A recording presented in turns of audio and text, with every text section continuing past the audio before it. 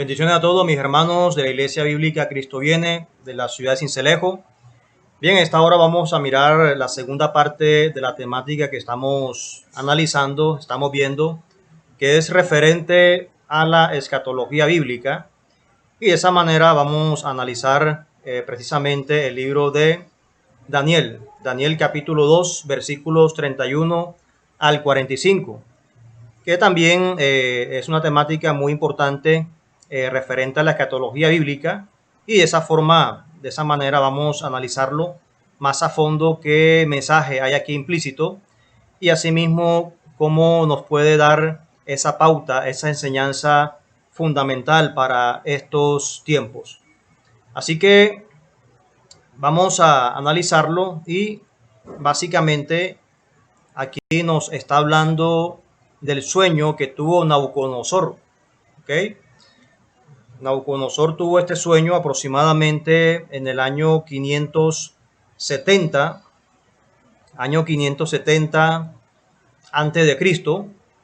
Y de esa forma, cuando Nabucodonosor tiene este sueño, básicamente cuando él obviamente despierta, no sabe como tal la interpretación. O sea, básicamente se despierta atónito, muy confundido, y asimismo ningún mago de Babilonia, ningún sabio podía interpretarlo. Solamente Daniel, básicamente Dios lo utilizó en esa época para poder interpretar el sueño de Nabucodonosor. Así que lo que soñó Nabucodonosor, básicamente una estatua, aquí usted la puede ver, como especie de un ejemplo de lo que él soñó en esa época. Y de esa manera esta estatua tenía la cabeza de oro, el cuerpo de plata, los muslos de bronce, las piernas de hierro y los pies entre barro y hierro. Entonces este sueño que tuvo Nabucodonosor, básicamente en esa época, ya Dios estaba, digamos, reflejando lo que iba a venir.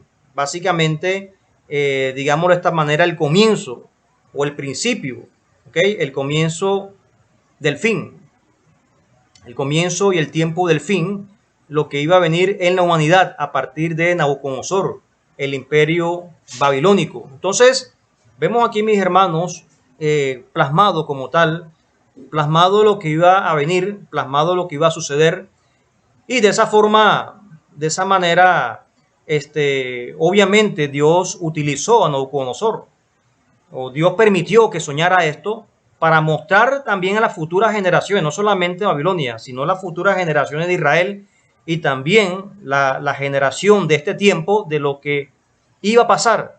O sea, lo que ha pasado, está pasando y va a suceder. ¿Ok? Entonces quiere decir de que lo que soñó Nabucodonosor también está implicando estos tiempos. Implica lo que se vive también en esta época. Entonces, en primer lugar, la cabeza tenía básicamente metal, estaba hecha de metal de oro, como tal, recubierta de oro, y de esa forma estamos mirando aquí el imperio babilónico, que duró aproximadamente entre los años 609 hasta el 539 antes de Cristo. Entonces, en esta área estamos analizando aquí, mis hermanos, todo el tiempo que duró el imperio babilónico. ¿Ok? Y Babilonia es representada básicamente en oro, porque por mucho tiempo Babilonia, este imperio en sí, digamos, trabajaba mucho el oro. Babilonia siempre fue caracterizada por hacer todas sus esculturas, por hacer todos sus, digamos, adornos, atuendos, básicamente en oro. Y de esa manera, de esa forma, Babilonia es comparada como el oro, este imperio. ¿Ok? Entonces, seguimos con los metales y también la estatua. Cada metal, vuelvo y reitero, cada metal representa un reino, representa un imperio. Entonces, el cuerpo, que es básicamente pecho y brazos, corresponde a la plata. Se tiene que ver con el imperio medo-persa. Fueron del año 539 al 331 antes de Cristo. Entonces fue el tiempo en el cual estuvo reinando el imperio medo-persa. A su mando estaba obviamente Darío, rey de Persia, Ciro también, el persa que ayudó a los judíos para salir también de la cautividad babilónica. Entonces fíjese que todo esto, lo que soñó Nabucodonosor, se fue cumpliendo paulatinamente. Y de esta manera se está cumpliendo en esta época, ¿ok? Cuatro imperios iban a suceder a partir de Nabucodonosor, iban a venir después de Nabucodonosor, después de Babilonia, partiendo obviamente a Babilonia, cuatro imperios, y el último es el que estamos viviendo nosotros en estos tiempos, o sea, el nuevo imperio romano, que ya se lo voy a explicar más adelante. Y de esa manera, cuando Nabucodonosor muere, este sueño se va cumpliendo poco a poco a través de las épocas. Eso es lo bueno, mi hermano, de cómo el Señor, Dios, ha permitido estas cosas para que el mundo se dé cuenta, para que las personas reconozcan, recapaciten y acepten la verdad bíblica, acepten la profecía bíblica, que es perfecta.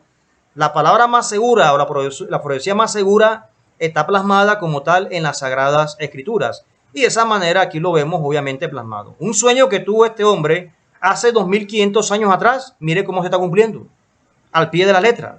Y hasta la fecha sigue cumpliéndose. Entonces estamos aquí analizando el imperio medo-persa como tal, todo el tiempo que ellos duraron, gobernaron por mucho tiempo.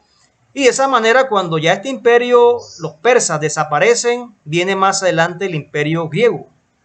Entonces tiene que ver con el vientre y los muslos prácticamente de la estatua.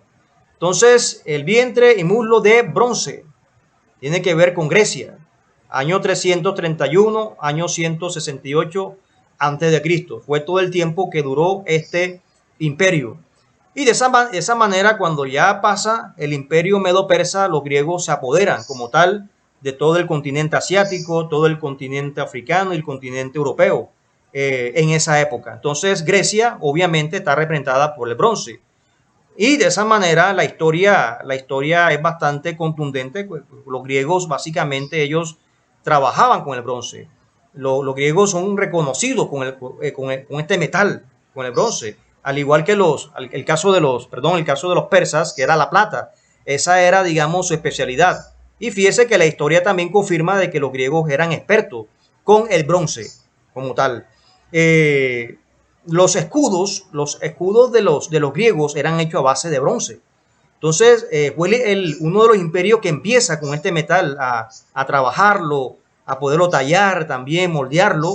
Y asimismo, Grecia se caracteriza por trabajar como tal con este metal que es el bronce. Entonces, básicamente es el imperio griego. Las piernas de la estatua tienen que ver con el metal que es el hierro. Y el imperio es Roma.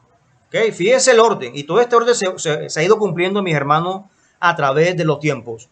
Y Roma duró del año 168 hasta el 476 antes de Cristo. Entonces ya básicamente fue uno de los últimos imperios, el imperio romano, fue el imperio que estuvo gobernando en los tiempos de Cristo, en el tiempo de los apóstoles, y básicamente ya fue el último de los imperios. Pero si analizamos la estatua, ya usted va a ver aquí los pies de hierro y barro, y tiene que ver con el nuevo imperio romano, antes de la segunda venida de Cristo, pies y barro, y es el imperio que estamos viviendo en este tiempo, mi hermano. ¿Ok? Los pies de barro y hierro tienen que ver con lo que estamos viviendo en estos tiempos. Entonces, estamos analizando aquí, nada más mirándolo por lógica, o sea, por simple lógica. ¿Será que usted puede mezclar barro y hierro? No se puede mezclar. O sea, no se puede mezclar. Por mucho que usted intente, usted funda el hierro, funda el barro y trate de mezclarlo, mis hermanos, no se va a poder. Es muy difícil mezclar estos dos elementos. O es hierro o es barro, pero los dos no se pueden mezclar. Y es básicamente lo que ha querido hacer Europa a través de los tiempos. Fíjese que los reyes europeos querían casar a sus hijos, digamos los reyes de Inglaterra, querían casar a sus hijos con los reyes de Francia. Dice la Biblia, dice la Biblia también ahí en Daniel, buscarán alianzas humanas, que querrán hacer alianzas humanas, pero no se podrá. Y fíjese de que a través de los tiempos eso fue difícil, o sea, con el fin de estar como buscar esa unidad como tal. Los reyes de Portugal querían casar a sus hijos con los hijos que tenían los reyes de Roma, Italia, o los reyes de Suiza. O sea, que era la forma en que querían buscar ese parentesco. Pero nada, básicamente habían rupturas matrimoniales, habían problemas, habían divorcios, separaciones. La verdad que era imposible, era muy difícil en esa área. Y aparte de eso, estamos hablando que básicamente Europa es un continente donde hay varios países y cada país tiene un idioma muy diferente al otro. Digamos, los ingleses hablan inglés, los franceses hablan francés, o sea, no se puede, o sea, quieren unificarse, pero no se puede. Y a través de las épocas, de los años han querido hacer esto, pero básicamente no se puede en ese sentido. Los españoles, el castellano como tal, los alemanes hablan alemán y han querido mezclarse, pero no se puede porque hablan diferentes idiomas. Barro y hierro, ahí está, plasmado. Napoleón Bonaparte quiso unir como tal, quiso unir nuevamente a Europa, pero no pudo. No pudo. Adolfo Hitler también quiso unir a Europa, pero no pudo. O sea, muchos reyes, dictadores a través de las épocas, de los años, de los siglos, han querido unir a Europa, pero no se puede. Hierro y barro, no se puede mezclar. Ya está analizando cómo la palabra profética, digamos, se cumple a través de los tiempos, lo que dijo Daniel, y a través también de este sueño que tuvo Nabucodonosor. Y reitero también aquí, tampoco quiero decir que Nabucodonosor fue un profeta, no, sino que Dios permitió que tuviese este sueño como rey, se diera cuenta, y también toda su corte se diera cuenta que lo que Dios dice es verdad. Y aún hasta el más impío Dios lo puede utilizar para dar un mensaje también a otras generaciones. Dice la Biblia que las piedras también hablarán, aún las piedras también hablarán. O sea, Dios puede utilizar a cualquiera, mi hermano, para dar también su mensaje y cumplir su propósito especial.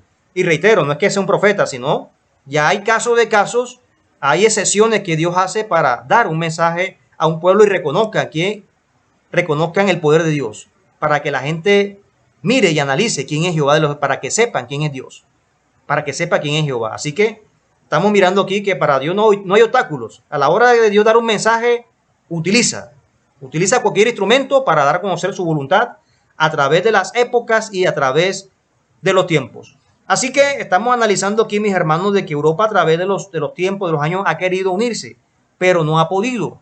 Y ahora la famosa Unión Europea, que ya ustedes saben, prácticamente la Unión Europea precisamente trata de hacer eso, la Unión Europea, actualmente. Y la Unión Europea quiere nuevamente volver a esa Roma imperial, ¿verdad? Ustedes han escuchado hablar de ese refrán popular que dice, todos los caminos conducen a Roma. Porque el Imperio Romano se caracterizó a través de las épocas, a través de los años, para hacer carreteras, hacer caminos, y que todos los continentes los continentes que ellos manejaban en esa época, todas las tierras, los pueblos, tribus, naciones, lenguas, culturas, todos esos caminos condujesen a Roma, porque obviamente era el imperio que estaba gobernando en ese tiempo. Entonces, ellos son reconocidos por hacer caminos, carreteras, acueductos, y de ahí surge como tal la terminología. Todos los caminos conducen a Roma como tal. Entonces, básicamente muchos imperios, gobernadores han querido imitar esto, que todo, o sea, volver a esa Roma imperial. Y la Unión Europea quiere volver a esa Roma imperial también de ese tiempo, de esa época. Incluso mucho de lo que se usa hoy en la política colombiana, no solamente en Colombia, sino también en otros países, los gobiernos hoy en día, lo que conocemos como la Corte Suprema de Justicia, ese término viene de Roma. El Senado, eso viene de Roma. Las curules, eso viene de Roma. La Cámara de Representantes, esos términos son romanos. Es más, los abogados, cualquier abogado que estudia Derecho en la universidad, tiene que ver por obligación Derecho romano. Y tiene que leerse varias páginas, muchos libros que contenga ese contenido referente al derecho romano. Imagínense. porque los romanos hay que reconocerle que ellos eran expertos. Ellos eran muy expertos a la hora de establecer leyes, a la hora de, digamos, hacer sentencias. Ellos eran muy expertos en esa área. Uno de los grandes imperios que se caracterizó en esta área fue el Imperio Romano, en hacer leyes, sentencias, decretos como tal, para los pueblos, para las naciones. Y de esa manera los estudiantes de hoy en día, ya sea norteamericano, de Inglaterra, colombiano, mexicano, chileno, todo estudiante que está en la carrera de Derecho, por obligación tiene que ver Derecho romano. Imagínense.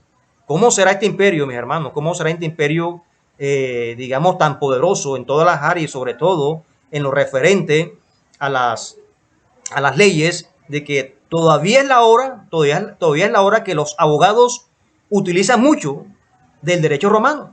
La política hoy en día también. Básicamente los políticos hoy en día, todas sus digamos, las leyes que establecen acuden al Imperio Romano, o sea, digamos, a las directrices que dejó como tal, o ese legado que dejó el Imperio Romano. Todavía hoy en día se utiliza esto. Entonces, fíjense de que hasta la fecha, digamos, hablando de la Unión Europea, ellos quieren volver a esa Roma imperial. Quieren unirse, por eso se llama la Unión Europea. Tratar de que esos países europeos se unan, tener una confederación, tener ahí como tal digamos, esos convenios, y también tener como tal esos convenios a nivel internacional. Pero fíjense que hasta la fecha la Unión Europea, mis hermanos, no ha dado resultado, porque muchos países siguen dividiéndose. Hace 3 años atrás el Reino Unido salió de la Unión Europea. Inglaterra, todo lo que es el Reino, Escocia, Inglaterra, Irlanda, mis hermanos, se salieron de la Unión Europea, no les convenía. Grecia también, ahí el país griego actual, la Grecia actual también está que se quiere salir. Portugal también se quiere salir. Pero no es que ellos quieran salirse, es que ya la Biblia lo dijo 2500 años atrás: barro y hierro no se pueden unir. Es que ahí está, mi hermano. Y hasta la fecha la Unión Europea quiere unirse, pero no se puede unir. Es lo que dice la isla: barro y hierro no se puede unir. Por mucho que ellos quieran hacer la Unión Europea, por mucho que ellos quieran tener coinonía, no se puede. Porque un país no va a estar de acuerdo con unas leyes, otro no está de acuerdo con esto, otro no está de acuerdo con estas situaciones como tal. Y de esa manera, por mucho que ellos quieran, no van a lograr a tener esa unidad que ellos, digamos, tanto anhelan. Va a ser como tal muy difícil en esa área. Y nunca lograrán esa unidad que tanto anhelan. ¿Por qué? Porque la ley lo dice: barro y hierro. Trate de unirlo, no se puede unir. De pronto por un tiempo se unan, pero después se desbarata. Se va a desbaratar. Entonces fíjense lo que la Biblia dice: barro y hierro como tal no se puede unir. La Unión Europea todavía quiere buscar esa comunidad, no se puede unir. Barro y hierro es lo que estamos viendo en estos tiempos, en el nuevo Imperio Romano que se está viendo en esta época, que estamos analizando como tal en pleno siglo XXI. Y la verdad, mi hermano, que no se puede. Entonces mira lo que dice Daniel, lo que dice la Biblia, que para la época de esos reyes, o sea, hablando de este tiempo, va a venir una piedra del cielo, no arrancada con mano humana, va a venir y destruirá la estatua. Para la época, cuando está ese barro y ese hierro ahí unido, quiere decir que es para estos tiempos, mis hermanos. Y esa piedra tipifica a nuestro Señor Jesucristo, la venida de nuestro Señor Jesucristo. ¿Ok? Ya saben que Jesucristo en la Biblia se compara como la piedra angular, ¿verdad? Jesús también le dijo a Pedro: sobre esta roca, esta piedra, edificaré mi iglesia. Sobre la fe que tuvo Pedro ahí, el Señor iba a edificar su iglesia. Sobre esa fe que tuvo Pedro, esa roca que es Cristo, ahí iba a edificar su iglesia. Entonces, quiere decir de que vendrá una roca, una piedra, y destruirá la estatua. Para el día de esos reyes, donde está el barro y el hierro, vendrá una piedra no arrancada con mano humana, sino que vendrá del cielo y destruirá la estatua. Entonces tiene que ver con la venida de nuestro Señor Jesucristo. Entonces fíjense, mis hermanos, cómo la Biblia es perfecta, cómo la palabra de Dios a través de los tiempos cada día está, digamos, latente, cada día se está cumpliendo, y así estamos mirando que a través de las épocas Dios es fiel a su palabra. Dios es fiel a su palabra, y asimismo como la venida de nuestro Señor Jesucristo ya está cerca. Lo que soñó Nabucodonosor hace 2500 años atrás se ha ido cumpliendo a través de los tiempos y hasta la fecha estamos viendo como tal el resultado que él tuvo, el resultado de ese sueño que él tuvo, mis hermanos. Ahí lo vemos obviamente plasmado a través de la Sagrada Escritura. Daniel capítulo 7, del 1 al 7, ya saben que en su casa lo van a leer. Básicamente aquí lo estoy agilizando para que ustedes de esa manera tengan lo más contundente, lo más importante de la clase. Pero en su casa van a ampliar más el estudio y con más calma van a leer capítulo 7 del 1 al 7. Entonces Daniel 7 ya no está hablando del sueño que tuvo Daniel. Fíjense que el sueño que tuvo Nabucodonosor fue un sueño como tal político. O sea, el sueño de Nabucodonosor es político y el sueño de Daniel es un sueño espiritual.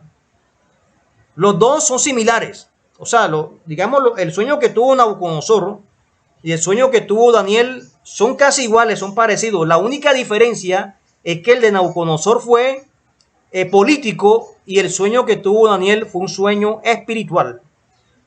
¿Y qué vio en el sueño Daniel? Él ve un oso, ve un león y ve un leopardo con 4 cabezas y también unas alas. Y por último ve una bestia difícil de describir.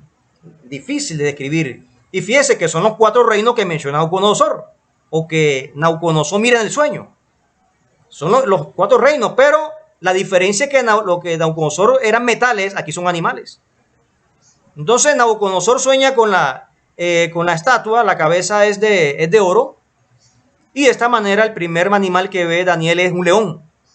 Entonces recordamos que el oro tiene que ver con Babilonia y el león también tiene que ver con Babilonia. Si usted analiza la arqueología babilónica, usted puede entrar a Wikipedia, ahí en Google, usted puede poner arqueología en Babilonia, arqueología antigua usted puede poner el símbolo de los babilonios, de la antigua Babilonia, y le va a aparecer un león con alas y también con una cabeza humana, le va a aparecer de esa manera, de esa forma. Entonces, obviamente esa cabeza humana tipifica a los reyes babilonios y el león tipifica también a Babilonia. Por mucho tiempo los babilonios han tomado este animal como un símbolo de poder, de fuerza, y que también con unas alas. Entonces Daniel ve en este sueño al león con unas alas, que es básicamente el imperio babilónico. En segundo lugar, Daniel ve un oso con 3 costillas en su boca. Ok, entonces seguimos la secuencia. Si nosotros seguimos la secuencia de la estatua, el pecho y los brazos, que es la plata, que es el Medo Persa. Entonces ese oso básicamente es el imperio persa. Ok, siguiendo la secuencia como tal. ¿Por qué tiene las 3 costillas en la boca? Este oso simboliza a 3 reinos, que es Egipto, Libia y Lidia. Son 3 reinos que destruye Persia, que eran aliados de Babilonia. Cuando Persia fue a conquistar a Babilonia, habían 3 reinos que habían 3 reinos que tenían alianzas con Babilonia. Esos reinos eran Egipto, Libia y Lidia. Y este imperio persa era tan poderoso que no solamente destruyó a Babilonia, sino que destruyó también a estos 3 reinos que tenían alianza con Babilonia. Esas 3 costillas son esos 3 reinos, básicamente, que destruye Persia. Bien, en tercer lugar ve un leopardo con 4 cabezas y también 4 alas. Y este leopardo, ya ustedes saben que es Grecia. Aquí sigue la secuencia. El bronce, el metal. ¿Ok? El vientre y los muslos de bronce, que es el imperio griego. Entonces, Nabucodonosor se tipifica como el bronce. Aquí en Daniel se tipifica como un leopardo con 4 cabezas. Ahora bien, ¿por qué 4 cabezas?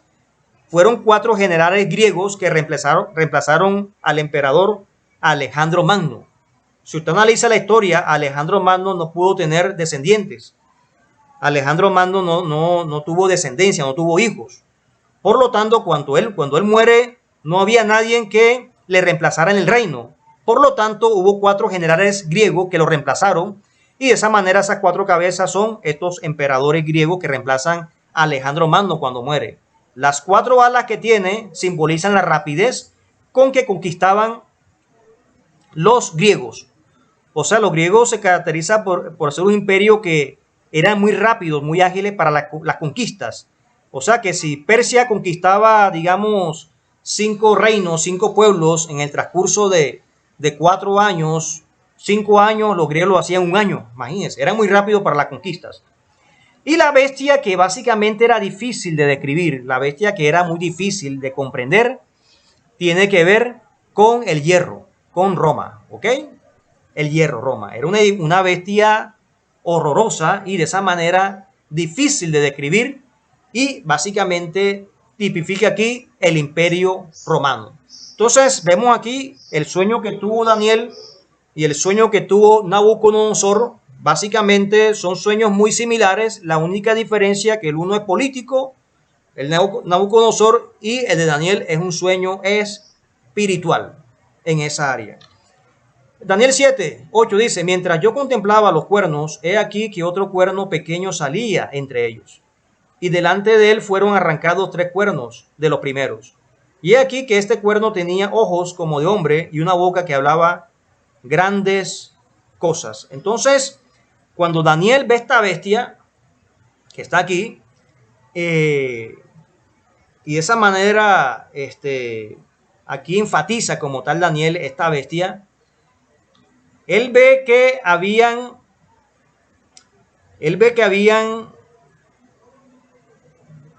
10 cuernos en esta bestia, ¿ok? Contemplaba los cuernos y he aquí que otro cuerno pequeño salía entre ellos. Delante de él fueron arrancados 3 cuernos primeros. Y de esa manera, cuando él ve, digamos, en este sueño, en esta visión, la bestia que tiene los cuernos, ¿verdad?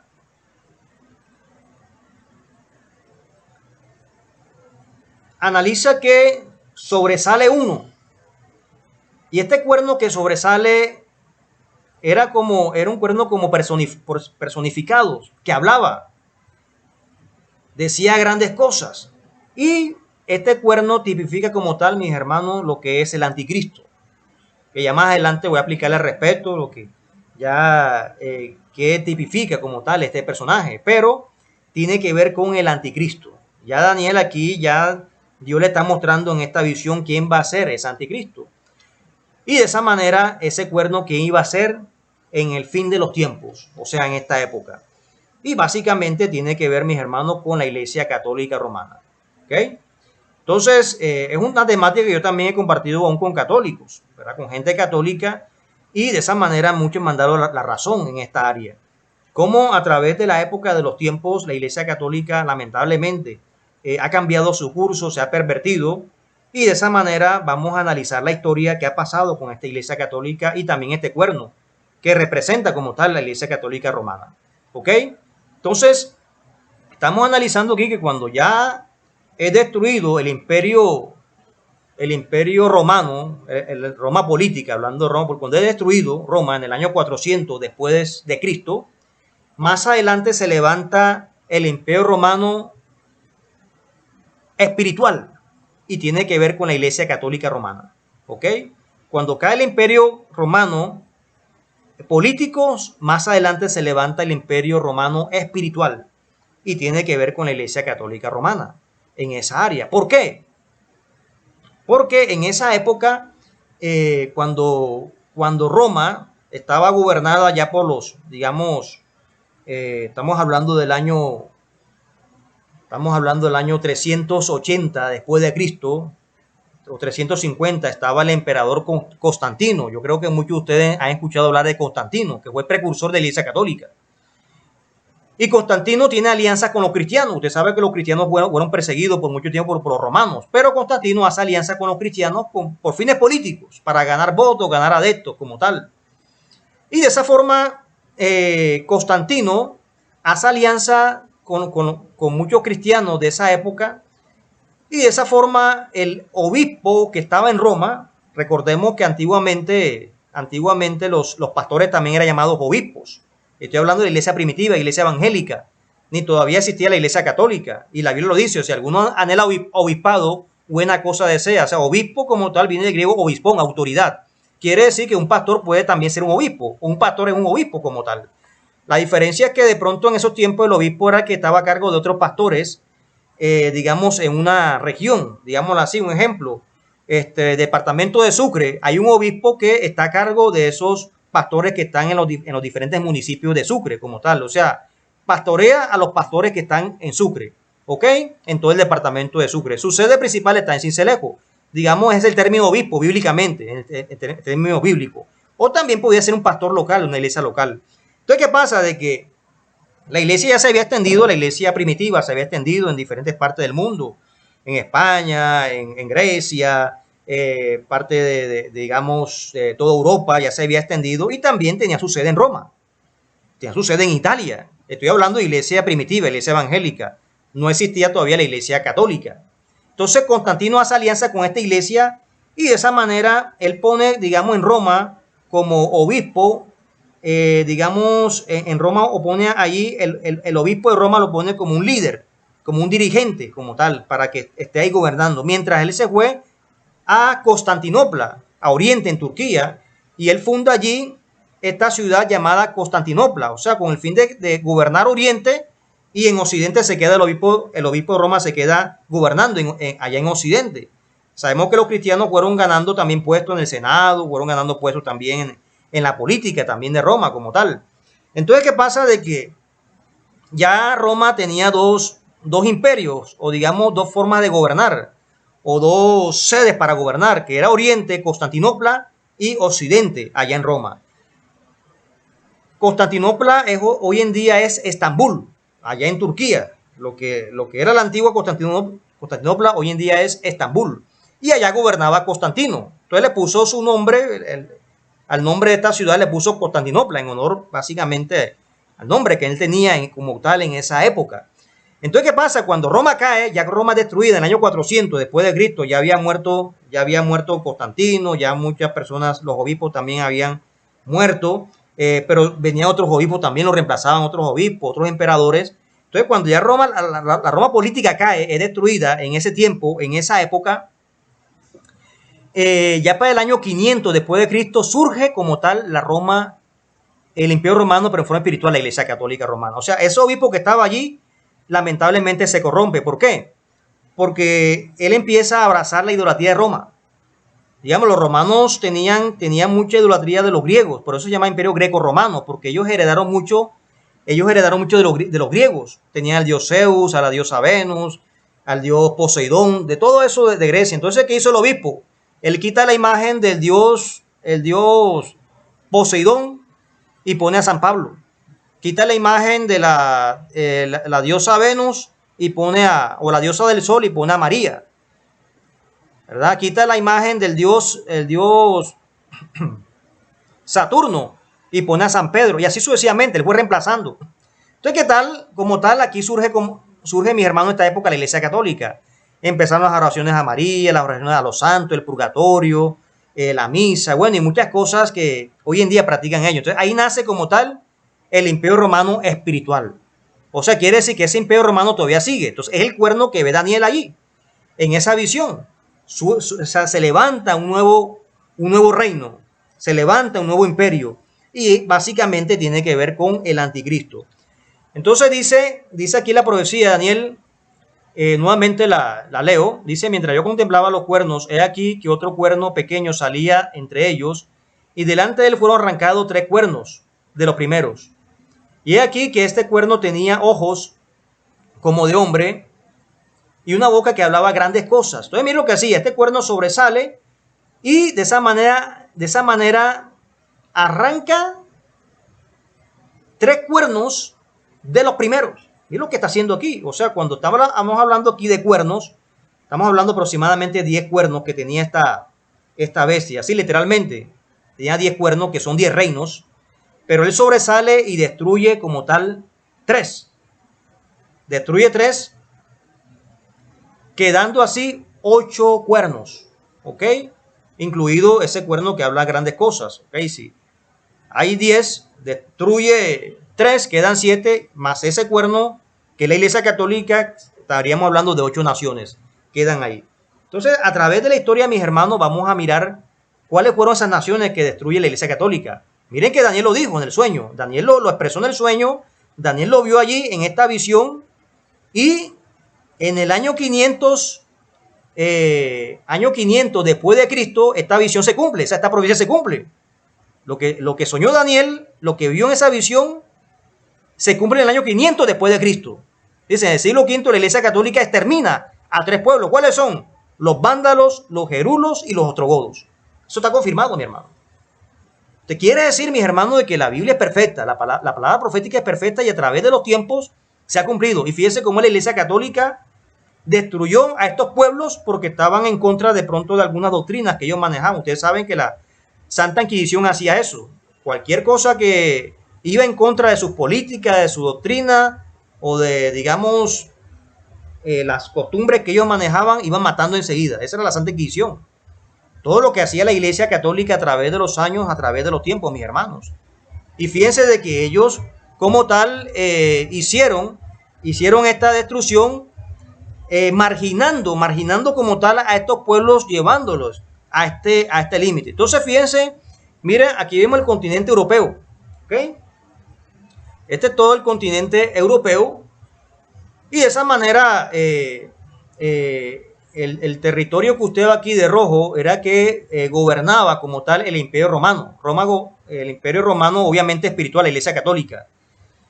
Gobernaba todo este territorio, Reino Unido, Italia, Grecia, España, Portugal, Francia, gobernaba. Y todo lo que es ya el oriente de Europa, Rusia, toda esta región, era gobernada por los musulmanes. ¿Ok? Ya más adelante les hablaré básicamente de el Imperio Otomano, que era básicamente, digamos, lo que ellos gobernaban en ese tiempo. Entonces, toda esta parte roja que ven ustedes aquí, mandaba como tal la Iglesia Católica. Ellos imperaban, tenían todo el poder sobre estos reinos. Entonces, ¿qué reinos estaban en ese tiempo? Aquí vemos los reinos, los cuernos que vio Daniel, los reinos, que antiguamente eran los sajones, hoy en día es Inglaterra, los ingleses, los alamanes o alamanis también se llamaban, hoy en día es Alemania. Los burgundios, hoy en día es Suiza. Los francos, hoy en día es Francia. Los lombardos, hoy en día es Italia. Los suevos, en ese tiempo, hoy en día es Portugal. Los visigodos, en ese tiempo, hoy en día es España. Y de esa manera, la Iglesia Católica extermina a los gerulos, ostrogodos y los vándalos, que hoy en día no existen, fueron extintos estos reinos. ¿Por qué fueron extintos? Porque estaban en contra de costumbres de la Iglesia Católica, o tal vez doctrinas que ellos manejaban, ellos no estaban de acuerdo y la Iglesia Católica los exterminó por completo. Al parecer estos reinos, los gerulos estaban al sur de aquí de Grecia, los ostrogodos estaban aquí al sur de España, por Sicilia, que acerca, y los vándalos estaban al norte de África, lo que conocemos hoy como Túnez, Alejandría, por allí, en esos lugares, estaban los vándalos, y la Iglesia Católica los extermina por completo, quedando así como tal 7 reinos. ¿Okay? Habían 10 cuernos, fueron destruidos 3 cuernos, lo vemos aquí, gerulos, ostrogodos y vándalos, quedando como tal 7 cuernos. ¿Okay? Aquí usted los ve. Y 8 con el Imperio Romano, que es básicamente el sueño que tuvo Daniel, digamos, en esa época. Y de esa forma aquí usted lo puede analizar. 4, 5, 6, 7, 8 cuernos quedaron allí. El sueño que tuvo Daniel 2500 años atrás y se cumple como tal en el año 500 después de Cristo. Como la Iglesia Católica extermina estos reinos. ¿Ok?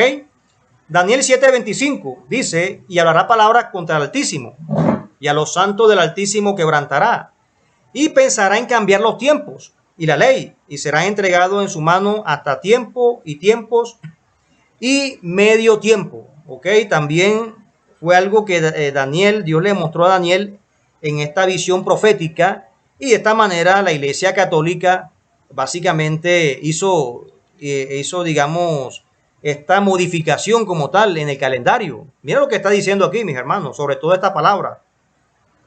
Y pensará en cambiar los tiempos, o sea, modificó los tiempos. Modificó los tiempos. Y el Papa Gregorio XIII, en el siglo XV después de Cristo, el Papa Gregorio, él hizo una modificación del calendario para, digamos, corroborar o, digamos, afianzar unas fechas, digamos, paganas, por cierto, y de esa manera para catalogar el 25 de diciembre como el nacimiento de Jesucristo. ¿ok? Que para esa época se celebraba el nacimiento del sol, le daban digamos, la adoración al dios sol. Entonces, ¿qué hizo el Papa Gregorio en esa época para, digamos, encajar esa fecha? Obviamente que ellos hacen el cambio, es un secretismo religioso, la mezcla entre religión con prácticas paganas. Entonces, ¿qué hizo él? Toma el 25 de diciembre, hace una modificación en calendario para decir que Jesús nació el 25 de diciembre. Cuando la Biblia no te dice una fecha exacta del nacimiento de Cristo, al parecer Jesús nació para un mes de octubre, mes de septiembre, porque en diciembre, digamos, el invierno es bastante denso, el invierno es muy crudo allá en Israel, en toda la zona de Medio Oriente, en Israel, y hay mucha nieve también para diciembre. Entonces, es imposible que Jesús haya nacido para el mes de diciembre, porque obviamente los pastores no van a cuidar sus ovejas en la madrugada, en la noche, a la intemperie, en medio del frío, porque la oveja es un animal bastante delicado. Entonces, es imposible que Jesús haya nacido como tal en diciembre, porque que la Biblia dice que los pastores estaban cuidando allí sus ovejas mientras se daba el nacimiento de Cristo, estaba en la intemperie. Entonces quiere decir que ese cuidado de las ovejas no era para un mes de diciembre, por lo tanto era para un mes de octubre, septiembre más o menos, que era la temporada cuando los pastores cuidaban sus ovejas en toda la intemperie en el campo, en la madrugada y también en la noche. Entonces es imposible que Jesús haya nacido como tal para un mes de diciembre. Al parecer fue octubre, septiembre más o menos que nace nuestro Señor Jesucristo. Pero él hace esta modificación, que Jesús nace el 25 de diciembre, inicia como tal el año cero, y a partir de allí cambia el calendario para de esa manera catalogar que han transcurrido 2000 años, obviamente 2000 años desde la muerte de nuestro Señor Jesucristo y resurrección. Por eso hoy nosotros manejamos año 2020. Año 2020, ¿por qué? Porque él hizo esa modificación en el siglo XVI. O sea, en el calendario hebreo, para esta época estamos en el año 5700, es el calendario hebreo. Los chinos manejan año 5700, pero no. O sea, todo Occidente está en año 2020, todo el Occidente, que es Europa, Estados Unidos, Suramérica, está en año 2020, todo lo que es Occidente. Año 2020 como tal, mientras otras culturas van por el año 5700. Pero este papa como tal hizo este cambio, esta modificación para acomodar unas fiestas paganas, y de esa manera fue la profecía que dice Daniel: pensará en cambiar los tiempos, y básicamente lo hizo. Es más, nuestro calendario es pagano. Digamos, el día lunes es honor a la luna, al dios luna. El día martes al dios Martes, el día miércoles al planeta Mercurio, y así sucesivamente. El mes de junio a la diosa Juno, el mes de julio a Julio César, al emperador Julio César, agosto a Augusto César. O sea, lamentablemente nuestro calendario es pagano, hecho por la Iglesia Católica, y es catalogado como el calendario gregoriano también, a raíz de este papa llamado Gregorio XIII, que lo hizo, digamos, en esa época para acomodar el calendario. Sí, es verdad, hace 2000 años murió nuestro Señor Jesucristo. O sea, es verdad, básicamente. Pero en el fondo hizo todo esto, este papa, para acomodar la fecha del 25 de diciembre, digamos, para celebrar indirectamente a darle honor al dios Sol. Eso es lo que básicamente él hizo. Darle, o sea, digamos, satisfacer a las culturas paganas de esa época, para que adoraran al dios Sol y los cristianos adoraran el nacimiento de Jesucristo. Pero en sí, lo que él hizo fue un paganismo como tal en esa época. Ok, seguimos con la profecía de Daniel. Entonces, pensará en cambiar los tiempos, ya lo vimos, y realizó una modificación de los tiempos este papa. Y será entregado en su mano,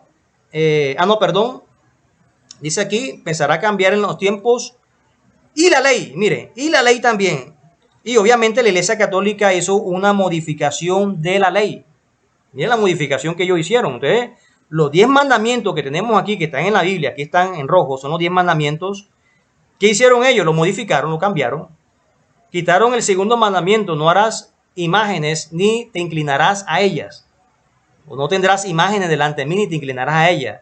Entonces Entonces, como ellos adoran imágenes, no les conviene ese mandamiento, lo quitaron, lo suprimieron y de esa manera, como le quedan 9 mandamientos y son 10, entonces lo cambiaron por el 10º mandamiento. O sea, el 10º mandamiento los subdividieron y de esa manera lo cambiaron por no desear a la mujer de tu prójimo para completar los 10 mandamientos. Y de esa manera, si estamos analizando el 10º mandamiento, no codiciarás nada de tu prójimo, este es un solo mandamiento. Que si usted lo lee bien, dice, no codiciarás nada de tu prójimo, ni la mujer, ni sus bienes ajenos. Ese es un solo mandamiento.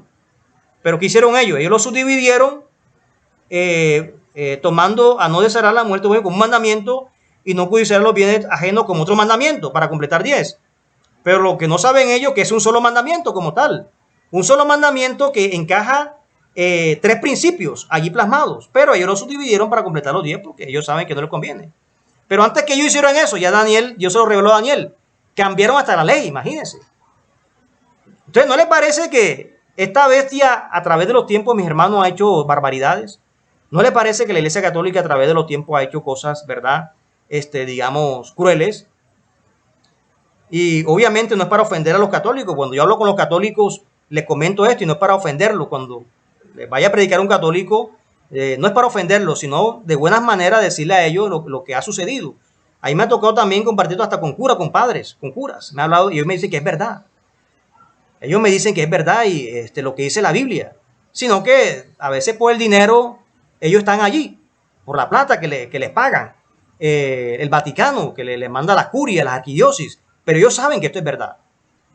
Como las atrocidades que ellos han hecho a través de los tiempos, a través de los años. También dice la profecía, y pensará en cambiar los tiempos y la ley, y serán entregados en su mano hasta tiempos y medio tiempo. Entonces, este es un código, digamos, que está aquí en la Biblia, en la Sagrada Escritura, que hay que también saberlo interpretar. Entonces, estos tiempos, medio tiempo y tiempos, tiene que ver con los años judíos. Entonces, el año judío consta de 360 días. Nuestro calendario consta de 365 días, pero los judíos como tal tienen 360 días. Entonces, esto es un tiempo, un año. Tiempos, 2 tiempos como tal, 360 al cuadrado, estaríamos hablando de 720 años, ¿ok? Tiempo, 2 años, o sea, ¿ok? 360 más 360 serían 720. Entonces, 720 años, ¿ok? 2 años. Y medio tiempo es la mitad de 360, ¿ok? 180 años. Todo esto sumado daría 1260 días proféticos o años proféticos. Ya usted lo ve en Apocalipsis, la mujer fue perseguida 1260 días, el dragón la persiguió por 42 meses, pero es lo mismo, o sea, 1260 días, 42 meses o 3 años y medio es lo mismo, sino que lo dice de diferentes maneras. ¿Por qué? Porque hay un lenguaje codificado en las Sagradas Escrituras. Es como si yo le dijera, si un avión va a Bogotá y dura 90 minutos y otro avión va a Bogotá y dura hora y media, ¿cuál de los dos va más rápido? O sea, ninguno va más rápido y ninguno va más lento. Llegan al mismo tiempo, ¿por qué? O llevan la misma velocidad, ¿por qué? Porque 90 minutos y hora y media es lo mismo, sino que se dice de diferentes maneras. Entonces, así es la Biblia. Aquí un lenguaje codificado que, bueno, más adelante voy a enseñarles y es referente al anticristo y la gran tribulación. Pero ya Daniel como tal lo profetizó y ya usted lo puede ver plasmado a través de las Sagradas Escrituras. Entonces, mis hermanos de tarea van a investigar Apocalipsis capítulo 13, del 1 al 3. Y esto tiene que ver también con una profecía, algo que se le sucedió también a la Iglesia Católica cuando Napoleón Bonaparte tomó al Papa, lo tomó preso allá en Italia y se lo llevó para Francia, ¿ok? Lo toma preso en Italia, en Roma, y se lo lleva para Francia. Pero esto es una palabra profética que ya está plasmada en Daniel. Y de esa manera ya Daniel obviamente lo dijo, lo plasmó. Dice, me paré sobre la arena del mar y vi subir del mar una bestia que tenía 7 cabezas y 10 cuernos. Y en sus cuernos 10 diademas y sobre sus cabezas un nombre blasfemo. Y la bestia que vi era semejante a un leopardo y sus pies como de oso y su boca como boca de león. Y el dragón le dio su poder y su trono y grande autoridad. Bueno, dije Daniel, perdón, era Juan que tuvo esta visión. Pero ¿dónde viene esto, mi hermano? Viene de Daniel. Todo esto, lo que dijimos ahorita, ¿verdad? El oso, el león, el dragón, todo esto viene de Daniel. Fíjese que se complementa. O sea, si usted lee Ezequiel, Apocalipsis y Daniel, básicamente son tres libros escatológicos que se complementan entre sí. Hay un lenguaje aquí simbólico muy importantísimo que más adelante también le voy a explicarle. Pero fíjese que Apocalipsis concuerda también con Daniel. Dice, y vi una de sus cabezas como herida de muerte, pero su herida mortal fue sanada, y se maravilló toda la tierra en pos de la bestia. Entonces van a leerse ese pasaje bíblico, Apocalipsis 13, 1, 2, 3, van a establecer como tal, hacer su paráfrasis, su interpretación bíblica, pero también le van a hacer su contextualización, lo van a contextualizar qué ha pasado a través de la historia con lo que está diciendo aquí Daniel. ¿De quién está hablando como tal? Ya yo les adelanté algo, esa bestia que subió del mar. Y de esa manera, ¿cómo la podemos comparar? ¿Cómo la podemos comparar para estos tiempos? Porque es que sufre una herida de muerte. Sufre una herida de muerte, pero su herida fue sanada. Entonces vamos a basarnos sobre todo en el versículo 3. O sea, ¿qué tiene que ver esa herida de muerte? ¿Y cómo se sanó esa herida? Porque la bestia recibió herida y después se recuperó. Entonces, eso es lo que van a investigar, van a analizar, mis hermanos. Ya saben, plasmen su trabajo en 3 a 5 páginas, 3, 4 páginas. Lo envían a mi correo electrónico y de esa manera la próxima clase estaremos hablando sobre esta temática que es muy interesante. Fíjense que todo lo que estamos viendo aquí de la escatología, mis hermanos, son cosas que a través de los tiempos se han cumplido y de esa manera en estos tiempos, pleno siglo XXI, se está viendo. ¿Verdad? El pie, como les dije al principio, el pie con los pies con barro y hierro es algo que estamos viendo en estos tiempos, mis hermanos. Y de esa manera no se equivoca la palabra. Y la Unión Europea quiere unirse, pero no puede. Cada vez salen países. Quiere incluir países, pero no se pueden unir, mi hermano. Es que Dios lo dijo. Dios lo dijo, mi hermano. Y de esa manera va a llegar el tiempo en que va a colapsar la Unión Europea. Y tienen problemas entre ellos mismos. La Iglesia Católica es la que también está ahí gobernando también para tener una unificación, pero nada, barro y hierro, y para el día de esos reyes va a venir nuestro Señor Jesucristo. Entonces, en la próxima clase, mis hermanos, ya para el mes de septiembre, voy a explicar más a fondo sobre estas profecías bíblicas y ya vamos a entrar a Apocalipsis también. Ya miramos Daniel, también voy a tocar profecías de Ezequiel. Esto es poco a poco, mis hermanos, para que vaya digiriendo el mensaje. Digamos, la escatología es una temática muy hermosa, muy bonita, pero también muy compleja. Y para entenderlo, para entenderlo, mis hermanos, poco a poco, con calma. Con calma, para que usted vaya analizando cómo va a terminar, ¿verdad?, el fin del mundo, cómo va a ser la venida de Cristo, y nosotros como iglesia debemos estar preparados. Digamos, esta pandemia, como ya les he explicado, esto es señal de los últimos tiempos. También voy a hablarles al respecto de lo que va a suceder ya después de esta pandemia, cómo los países están preparando también, la iglesia cómo se debe preparar. Entonces, mis hermanos, todo esto nos ayuda a nosotros a analizar, pero también hay que mirar la historia. Como dice un refrán, el que no conoce la historia está condenado a repetirla. Y todo esto es historia. Entonces, ya usted analizando la historia, no va a repetir los errores pasados. Ya sabe enfrentar como tal el presente y también el futuro. Así que les queda de tarea esta temática y de esa manera van a investigar Apocalipsis 13, sobre todo el versículo 3. El versículo 3 y vamos a hacer, digamos, una exégesis, digamos, muy exhaustiva para la próxima clase y que de esa manera espero que sea de mucha bendición este estudio, mis queridos hermanos. Hay gente que me ha dicho, pastor, es que le tengo miedo a Apocalipsis, mi hermano. Apocalipsis no hay que tenerle miedo. Apocalipsis es un libro de consolación, sino que hay estos símbolos, estas figuras allí con un objetivo especial. Prácticamente hay un objetivo especial, pero Apocalipsis es un libro, mis hermanos, es un libro de consuelo en medio de la tribulación, en medio de la angustia, en medio de la crisis. Es un libro de consolación, de fortaleza. Entonces no hay que tenerle miedo a Apocalipsis. Antes, por el contrario, léase Apocalipsis en estos tiempos sobre todo y va a recibir fortaleza. Así que la próxima clase vamos a hacer énfasis sobre todo en Apocalipsis, también parte de Ezequiel, que es un libro escatológico, y espero que esta temática sea de mucha bendición para su vida, mis hermanos. Que mi Dios Santo les continúe bendiciendo.